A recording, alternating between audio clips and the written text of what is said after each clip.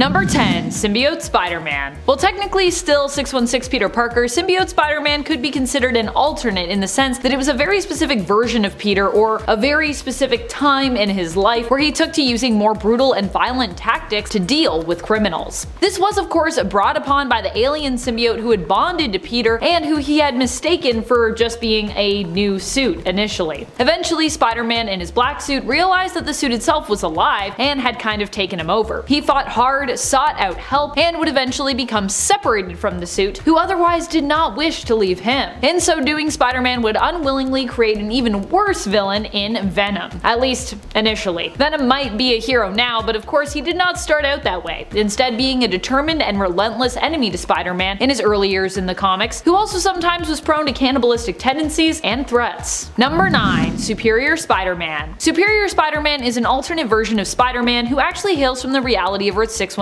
as well. Superior Spider-Man was the name given to Otto Octavius' version of Spider-Man, which came about after a plot to steal Spider-Man's body was successful. Otto's body was failing, and so he decided to live on by swapping bodies with Peter Parker, which meant that Peter's consciousness ended up dying in Otto's failing body, while Otto's consciousness got to live on inside Peter's young and healthy bod. However, Peter managed to convince Otto to be a hero before he passed away, and so Otto set out to do so, aiming to be a better hero even than Peter had been. Of course, Octavius in the end wasn't really cut out for heroics, although he did do his best. He struggled at times with making the right choices and was also prone to doling out more severe forms of punishment for villains and using more sinister methods when it came to keeping the streets safe. In the end, he chose to relinquish the title and body back to Peter, who still managed to live on via his subconscious, which still remained attached to his original body. And friends, if you are loving this list and you want more lists like it, be sure to let us know by smashing that like button.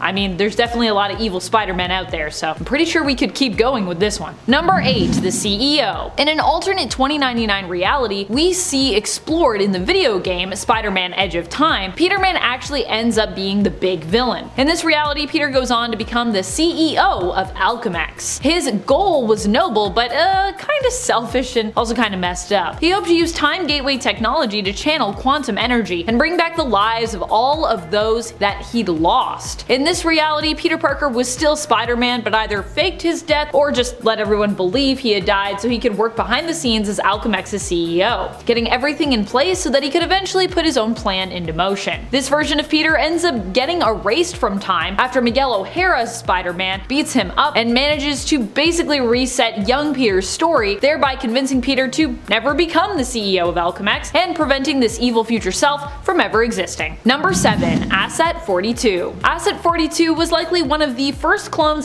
ever made by the Assessor of Miles Morales. This clone was considered to be a burner clone and only lasted a few issues, but what a roller coaster of a ride those few issues he appeared in were. This evil version of Miles Morales first appeared in issue 17 of the Miles Morales Spider-Man series, and shortly thereafter perished in a fight against Miles. Miles seemingly kills Asset 42 in this fight, but in reality the clone was revealed to have only really been made to last for about a day. So it's highly likely that even without fighting Miles, he would have just died, as he was already breaking down and basically turning into liquid-like goo, as is evident in his final fight against the original one and only Miles Morales. Asset 42 was in league with Ultimatum and helped to kidnap the real Miles for that villain. Number 6. Ultimatum. Ultimatum is an evil alternate version of hero and Spider-Man Miles Morales. Or really, he's the main counterpart to Miles, who hails from Earth 1610, the Ultimate Universe. Ultimatum is the version of Miles that existed on Earth 616, his 616 counterpart. 616 Miles was a criminal who allied himself with the Kingpin. Growing up and belonging to a crime family, he proved his loyalty to Wilson Fisk and was permitted by the Kingpin to later on retire, because he was so loyal. However, after his wife died, he decided to do what Kingpin himself had ultimately decided against when it came to his dead wife Vanessa, to find an alternate version of her in the multiverse who was alive so that he could reunite with her. Miles ended up in the reality of Earth 1610 as a result. Eventually, he would return to Earth 616, only to find that Miles of 1610 had emigrated there. Ultimatum at this point decided to set things right and planned to send Miles and his family back to 1610, taking back his rightful place as the Miles Morales of 616, and aiming to become a prominent criminal and villain in New York thereafter. Number 5. Salim. Recently, Miles Morales got his own clone saga in his series Miles Morales Spider-Man. It turned out that the Assessor had made clones of Miles after capturing and studying him. This batch of clones was unstable, and after escaping were on the hunt to find a cure using any means necessary. Salim was sort of like the leader among them, and he ended up at odds with Spider-Man Miles and Spider-Man Peter. Due to being raised while rapidly aging by the Assessor, Salim and his brothers were kinda messed up and kinda misguided and kinda evil. They inherently struck out at Miles and Peter when the two groups of Spider-Men crossed one another's paths. After Miles mistook their found cure for a serum to make more clones and ended up destroying it, Salim decided to kidnap Miles' baby sister, Billy, in order to lure Miles to him. With only a few hours left to live, Salim wanted to face Miles, hoping to prove that he had successfully been created to be the superior version of him, despite being otherwise unstable and defective, as so many clones have been and often are. Number 4. KRAVEN the Hunter. It's not just Doc Ock who's taking a swing at web-slinging when it comes to Spider-Man's rogues gallery. KRAVEN also once decided to step into Peter's shoes and become Spider-Man for a short time. This was during KRAVEN's last hunt, when KRAVEN seemingly had killed Peter and then took his place to prove that he was the better between the two. KRAVEN's approach to heroics was even more brutal in my opinion than Otto's, with many villains ending up fatally injured after KRAVEN attempted to get rid of them. In the end, it was revealed that Spider-Man wasn't actually dead, but had simply been given a drug to put him in a hibernation-like state after KRAVEN had disposed of him. Eventually, he was able to rise from the grave and return only to find out that KRAVEN had been making a mess of the Spider-Man mantle by adopting it in his absence. KRAVEN would end up basically surrendering, content with his last hunt, believing that he'd accomplished everything he had set out to do in his life. This story and KRAVEN's time as Spider-Man ends with him taking his own life. But don't worry, this is comics, so of course KRAVEN would be back. Number 3. Pestilence. Pestilence hails from an alternate AOA, Age of Apocalypse reality, the reality of Earth 5701. Here, Spider-Man ends up being chosen to become one of Apocalypse's 4 horsemen of death. He takes on the role of Pestilence, and this much more evil version of the character, allied with mutant supervillain Apocalypse, also really looks the part too. He has fangs which are poisonous and 6 arms, really looking more like a Spider-Man than most of his heroic counterparts typically do. Here, Peter was actually chosen to become one of Apocalypse's 4 horsemen because he was considered so inherently good at heroics and as a person, I imagine. Apocalypse chose heroes he identified as the best among them to become his horsemen in this reality. Number 2. Spider Doppelganger. The Doppelganger, or more specifically, the Spider Doppelganger, or the Spider-Man Doppelganger if you want, was originally an enemy created by the Magus during the Infinity War event. He was one of the many evil doppelgangers created to fight against the superhero community, which opposed Magus in the conflict. Although, like many of the other doppelgangers, the Spider-Man Doppelganger would die during Infinity War. He wouldn't stay dead though, as so many of the other doppels had. Instead, Spider Doppelganger ended up being resurrected by Demogoblin and would end up joining with him for a time, acting as his sidekick and being treated kinda like his pet. Spider Doppelganger would also go on to team up with such villainous spider enemies as Carnage and Shriek. In fact, he'd actually become for a time very close and loyal to Shriek, who treated him as though he were her own son. Number 1. Norman Osborn. On the reality of Earth 44145 lives a version of Norman Osborn who becomes imbued with spider-like powers and abilities. Of course, this being Norman, he decides to use said power in his pursuit of more power, not inherently being the hero type. Peter Parker, who used to work for Norman, reveals his plan to Norman's son and Peter's friend Harry in a letter. This leads to Peter's death, which in turn motivates Harry to fight his father. Norman Osborn as Spider-Man would go on to team up with Superior Spider-Man and Spiders-Man briefly during the Spider-Geddon event, but would end up partnered solely with Spiders-Man after suggesting that to defeat the Inheritors, they simply trap them on Earth 616. Obviously, as that was Superior Spider-Man's homeworld, he was not really down for this plan.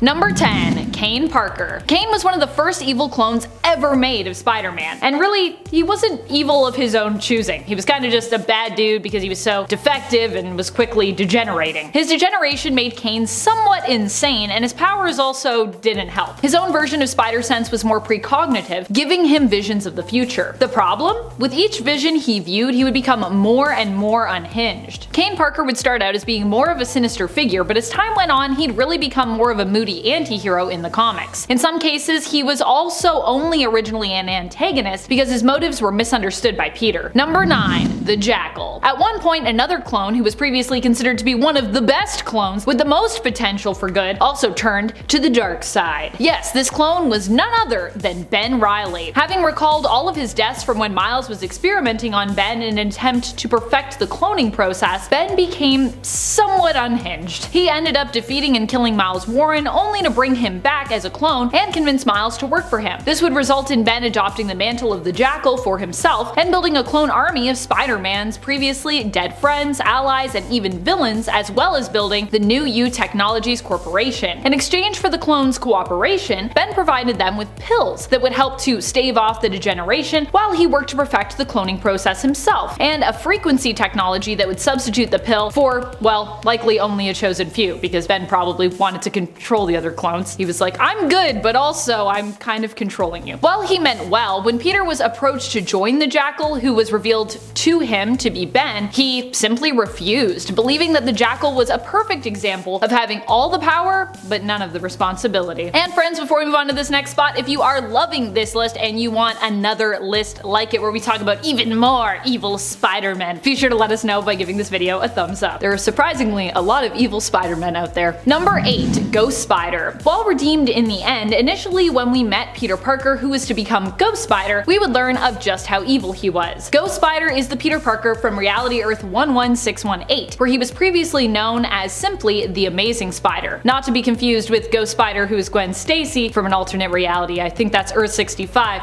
So now there's kind of two Ghost Spiders, but anyways. This version of Ghost Spider makes an appearance in the 2011 ASM Annual number 38. Here we learn what happens when Uncle Ben does not die, but instead gets to live out his life alongside his nephew. He ends up teaching Peter that with great power comes a great responsibility to keep said power. As a result, he ends up training Peter, who eventually not only becomes a successful hero, but also a successful businessman and a successful scientist. Uncle Ben and Peter decide to use their scientific knowledge to lure other Spider-Men from the multiverse to their reality, and then drain them of their power to be used to booster or bolster the Amazing Spider's own abilities and powers, making him even more powerful with each transfer. However, the Spider-Man of Earth 616, when caught in this trap, was able to convince the Amazing Spider that what he was doing was pretty wrong. In the end, he sacrificed his own powers and life to help the Spider-Man of 616 escape. However, he didn't actually die, but ended up in a coma, with his soul trapped in hell. Eventually, he would awaken and return as Ghost Spider. Redemption, baby. Number 7. Poison. Poison is the alternate version of Peter Parker who comes from the What If version of the other story. In this version of the story, Peter abandons the spider within himself. This leaves Peter detached and vulnerable. Sensing this, the Venom symbiote leaves its then host, Matt Gargan, in pursuit of Peter Parker, who is still within his cocoon. The symbiote forcibly bonds with Peter and emerges from the cocoon as a new entity that goes by the name of Poison. Instinctively returning to Mary Jane, it then attempts to convince her to join its side, but terrified of what both the symbiote and what Peter have become, she rejects them. Ultimately, they decide to dig up the body of Gwen Stacy and make her their new partner in crime. Yikes. Poison is all around just bad news. Very, very evil. Very spooky. Not that all spooky things need to be evil, just to be clear. Number 6.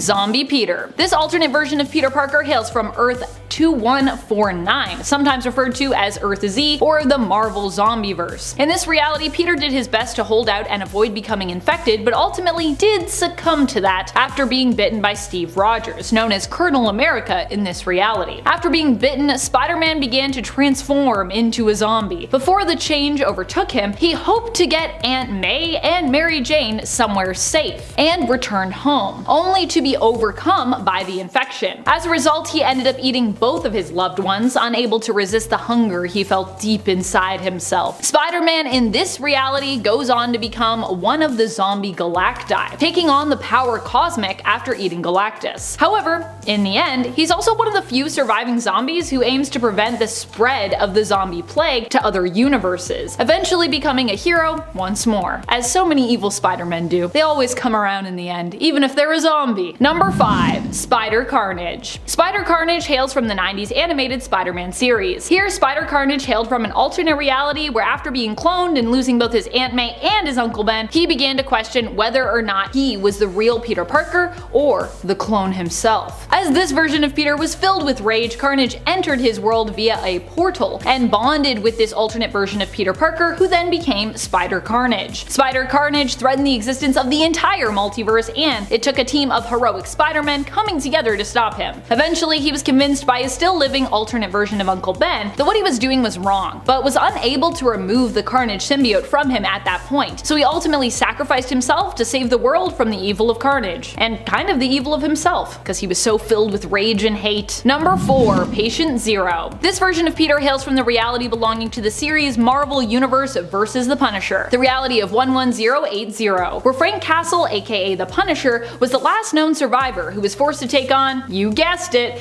the entire Marvel Universe, after the world was ravaged by a deadly and horrifying plague. Here, Peter ends up becoming Patient Zero after a virus, which is the plague, is accidentally released that turns people into violent cannibals. Peter himself devours Rhino during a hockey match and is taken to be researched by the Fantastic Four. However, he does not stay quarantined as the virus spreads to Ben Grimm of the FF, who then releases him. He goes on to become the leader of one of the cannibalistic tribes involved in a turf war. The Punisher ends up killing him after helping to rescue a pregnant Mary Jane in exchange for information that Patient Zero has. I don't think this version of Spider-Man is ever really fully redeemed. He does try to save Mary Jane though, so that's something. Number 3. Patton Parnell. Patton Parnell has to be one of the most evil incarnations of Spider-Man around. He's evil to the core. He literally becomes a Spider-Man, turning into a spider-like human hybrid after he is bit by a radioactive spider. Patton was also kind of always a creepy kid, likely as a result of mistreatment that he suffered at the mercy of his Uncle Ted. He had a crush on his next door neighbor, Sarah Jane, and enjoyed disturbing scientific pursuits such as burning ants with a magnifying glass. What fun. When he transformed into Spider-Man, he became more confident in himself, but also acquired a taste for live animal and human flesh. He also was capable of laying eggs, as Uncle Ted would horrifyingly and personally find out after young Patton took revenge on him. That's all I'll say about that, but we might be showing you a scary panel of that right now. I'm not sure.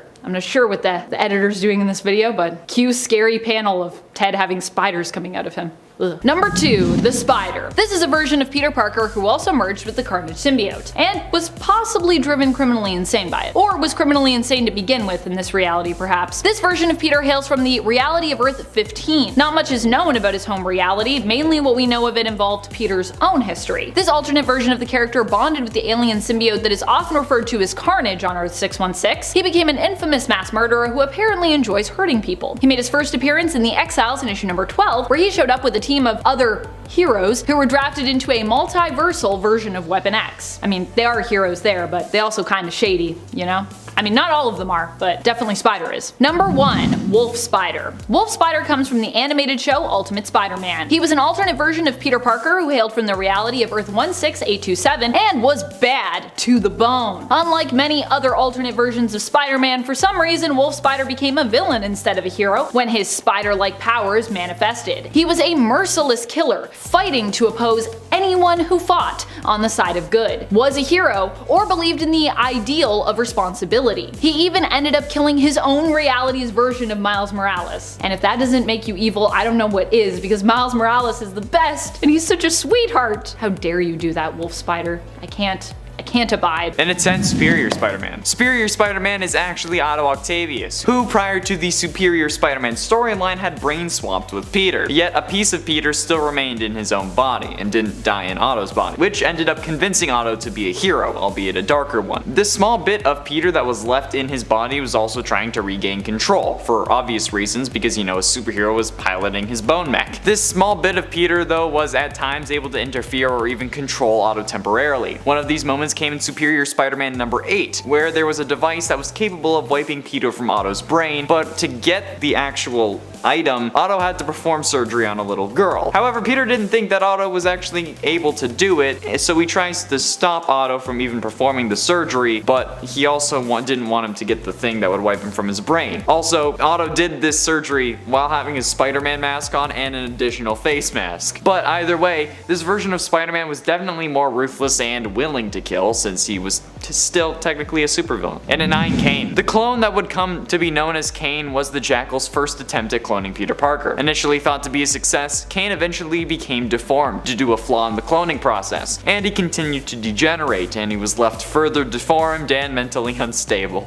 Aren't we all? The Jackal allowed Kane to live as like a test subject to see how long he would be able to survive, and it ended up exceeding Jackal's expectations. As a result though, Kane experienced a strong feeling of rejection that might be kind of like a father-son kind of thing, you know what I mean. Kane left and realized that the degeneration that had caused his mental state to decline had also amplified his powers that he had genetically kind of inherited from Peter. His strength, speed, stamina, and agility were also comparable to those of Peter, but he also gained precognitive powers as well, which showed him flashes of the future, which seemed to be sort of an amplified spider sense. He also possessed a mark of Cain, which was a corrosive touch that he used to leave eaten away handprints on victims' faces, which is pretty damn scary if you ask me. Also, if you're enjoying this video and want to see more, be sure you hit that like button and subscribe because it really helps us out against the algorithm almighty. Also, I'm dressed as Spider-Man and talking about Spider-Man, so I feel like that's worth a like. And at 8, Pestilence Spider-Man. When Apocalypse started his plans for world domination, he captured 4 people who he saw as being good enough to be his horsemen and corrupted them. Spider-Man became the horseman known as Pestilence. Pestilence was one of the horsemen that Deadpool, Cannonball, and Siren encountered in their alternate reality search for Cable. And even though Pestilence was accompanied in the fight by Famine and Archangel, all 3 of them were defeated. This version of Peter Parker has the same powers as his 616 counterpart, except this time they've been augmented by Apocalypse when he corrupted them. But I mean, like a Spider-Man who is literally a horseman of the apocalypse and asks people if they will scream while he sucks the marrow from their bones, I think it's safe to say that this guy's pretty damn scary. And he made his first appearance in 2005, which makes this character around the same age that Peter was when he got his powers, which is kind of ironic. He hails from Earth 5701, which is the age of Apocalypse Earth. And at 7, Ghost Spider. Ghost Spider comes from Earth 11638, and in this reality, Peter Parker's Uncle Ben never died, and actually ended up helping Peter to train as a hero with his new spider powers, becoming the Amazing Spider, a famous and popular superhero who also became a rich and successful scientist, having his own company called Parker Technologies. With his resources and motivation from Uncle Ben, the Amazing Spider used transportation technology to bring Spider-Men from other universes to his and absorb their powers to increase his. After bringing the Spider-Man from Earth 616 to his Earth though, and making him believe that he arrived in this universe by accident, the Amazing Spider was weakened by the feedback of the dimensional portal. Eventually, the Amazing Spider was convinced that what he was doing was not in fact heroic and allowed himself to die. But after dying, the Sorcerer Supreme of Dr. Banner, infused Peter's spirit that was trapped in hell with the powers of the damned, causing him to become a form of Ghost Rider, calling himself the Ghost Spider. And honestly, this is one of the baddest spider suits of all time. I love it. If I could figure out a way to cosplay this, I would. And at 6, Zombie Spider-Man. Okay, so technically this is Spider-Man, but it's a zombie version of Spider-Man, but I'm gonna count it anyway, because this is pretty damn messed up, zombie or not. On Earth 2149, an alien plague ends up infecting all superpowered individuals and turns them into zombies. However, it's later revealed that the Necronomicon from the Evil Dead was actually what caused this plague. But after learning that the plague was really bad, since I guess the fact that they were calling it a plague wasn't enough, or the fact that the world had to shut down, so the population wasn't wiped out, Peter ran home to get Aunt May and Mary Jane the hell out of Dodge. But when he got there, we got a good old case of Parker Luck, protagonist syndrome. Boom, zombie spider. He ends up becoming a zombie as soon as he gets home and eats the 2 most important women in his life. He also fractured his jaw before becoming a zombie so he could open his mouth more, I guess. Or kind of like man spider it. Yeah, it's not a pretty sight. Like, even by zombie standards, it's whew. Halfway through, and at number 5, Man Spider. Man Spider is the mutated form of Spider-Man which appeared in both the comics and the 1990s animated series, with his original appearance actually coming from the animated series. In the 90s cartoon, Spider-Man's transformation into the Man Spider was not caused deliberately like it was in the comics, but as a result of his body mutating further from the original spider bite that gave him his powers. After his attempts to ask Professor X and the X-Men for help developing a cure meet with failure, Spider-Man turned to his friend Dr. Mariah Crawford for aid. Unfortunately, his initial attempt to cure himself resulted in him accelerating the actual mutation process and growing 4 new arms. The accelerated mutation subsequently caused him to mutate into the Man-Spider after fighting the Punisher and a recently mutated Michael Morbius. The mutated Spider-Man retained some of his memories and his emotional responses to seeing loved ones or people who reminded him of his loved ones but could not communicate with them. Eventually, during the final episode of the storyline called Neurogenic Nightmare, Dr. Connors reprogrammed devices that Vulture was using to absorb youth from other people and caused him to give Peter back his spider powers but not the mutation, resulting in the Vulture mutating into Man-Spider, although somehow he had gotten rid of this mutation off screen later in the series. It's also worth noting that the introduction of Man-Spider in the comics, which was thanks to this animated series, is actually what introduced the biological web shooters from Sam Raimi's Spider-Man into the comics as well. And at 4, Spider Carnage. Spider Carnage is my favorite alternate version of Spider-Man. Also being introduced in the Spider-Man animated series in the 1990s like the Man-Spider from last number, this version of Peter Parker shared most of his early life with his superhero counterpart. However, the difference between these two was that Aunt May at some point died as well, being buried next to Uncle Ben. Thanks to some messing around with interdimensional portals by Jonathan Ohm, a version of a Carnage symbiote from another universe sensed this Peter's anger and latched onto him, turning him into the Spider Carnage, a